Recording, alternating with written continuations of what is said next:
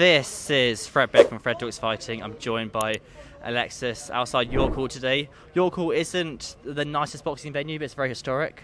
The last time I was here was the Mayor Deji press conference about a year ago. I try and stay away, but when was the last time you were here?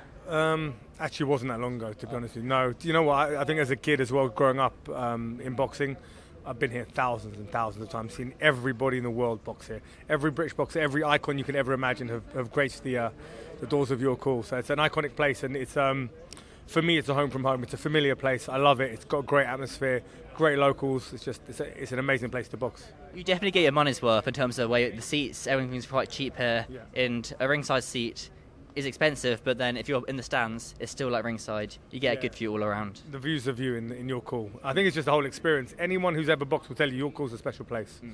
So, you know. Yeah. It's a nightmare for media though. It's so cramped and tidy. So that is the one pain. It's why I try and stay away, to say the least. You're here with KSI today. He hasn't arrived, and you're also here with Arms. With Harry. Did you see Harry did a little interview on the channel with Arms? I haven't seen it. No, I haven't seen it. No, I haven't seen it yet. He's very well spoken though, Harry. I was quite surprised. He's a good kid, and he's been in the gym. Obviously, as an athlete himself, he's fought like 60, 70 times for England. He's won nationals. Like, you know, he's a good kid. He's come into coaching. He's started his coaching with us, and we've brought him on. It's something that he's got a passion for, and for me, we always like to give these kids these opportunities. Obviously, we're here overseeing it, but at the same time, it's lovely to see him stepping into his own right and being part of the team.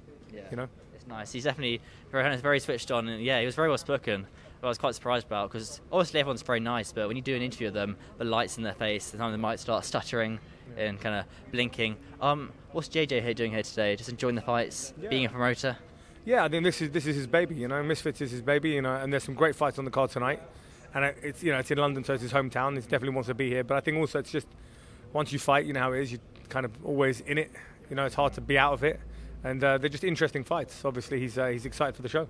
No one ever really leaves boxing. It's a thing you go in, you can't escape. I always use Joe Weller as an example, as someone who had one fight, a massive fight against KSI, and then left the sport completely. But he's going to be here tonight ringside, and he's fighting next year. So no one ever truly escapes. You dip your toes in, and you're diving, and you're swimming. I think until you experience it, it's a very, very different feeling to have going into the ring. It's a feeling that you can't replicate. No job, no pay rise, no amount of money, nothing can replicate the feeling of going into a fight against another man or another woman, and seeing who's better. There's nothing that can quite match it in the world. So I understand the feeling of it, which is why I have over 100 pro fights a year. It's that feeling. It doesn't get old for me, and I do it all the Even time. as a coach. As a coach, every single fight's exciting. Every single fight is like a world title. Right? Every single fight is like a world title fight. Every single fight has got that adrenaline, that excitement, that anticipation, that build-up, and also it's somebody's most important moment of their life. So from a coaching point of view, whoever's fighting, it's their most important moment of their life. Everything's riding on it in their eyes. So that's how we feel when we coach as well, and it's an exciting place to be. Yeah, for sure. It surely isn't a suit and tie sort of 9 to 5 job around here. There's Julie walking in behind us. Let's talk about this then. We'll talk about JJ for a couple of minutes. You had any meetings, any news on him? Do you think he's going to fight again? And if he does fight again, will be Jake Paul? Will be someone else? Yeah, Tell me what's happening. Yeah, we have conversations about it all the time, but again, it's not my place to speak about it. As far as I'm concerned, you know, stylistically from the last fight, I think it was a great fight for us. I think it's unfortunate how you're scoring it, or what's objective opinions of what significant punches are, and CompuBox and blah blah blah and all these sort of things. I think if we said at the beginning, everyone said JJ has no chance of beating Tommy Fury, and now everyone's debating whether or not he won. So I think there's that element, and then there's the element there being unfinished business with Jake Paul, and then there's the element of that, you know, of how big that fight actually is, because obviously everyone knows it's an enormous fight.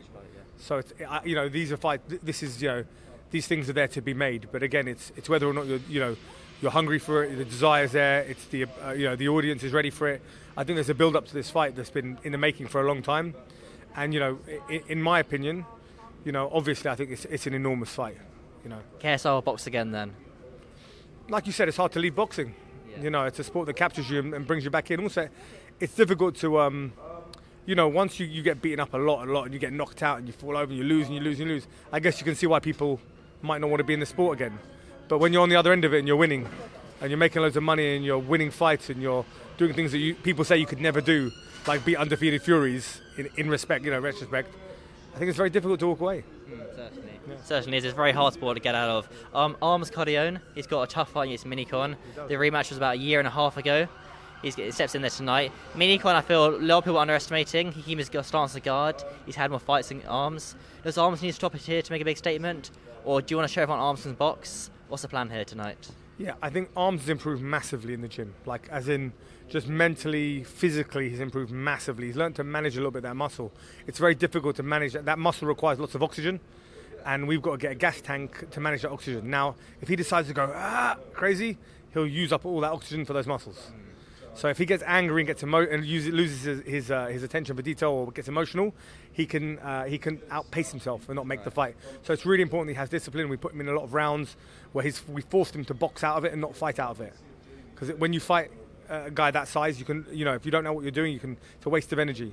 So I think you're looking for him to box, throw punches in sequences, enjoy his craft a little bit more.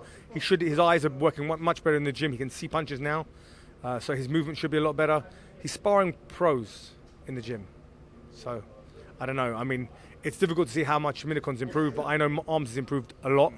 He's just come off a really, really good win in his last fight. Confidence builder as well. Yeah, and I think he just wants to get the ball rolling, and hopefully, obviously not looking past. I think Minicon's a tough guy. And he's fought, like you said, more than Arms. And in their last fight, Minicon knows how to pace himself better.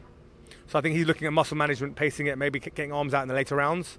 I think being that it's a 4-rounder, being that you're in 10-ounce gloves, it's difficult to pace yourself too much. You've got to be a little careful with those pacing yourself in 10s. Yeah, certainly. I would agree with that. But you don't want to get too much out of breath here. This is the entrance. There's Idris walking in. Did you come in here a second, Idris? Always. So you good? I'll catch you soon then, Idris, after the fight.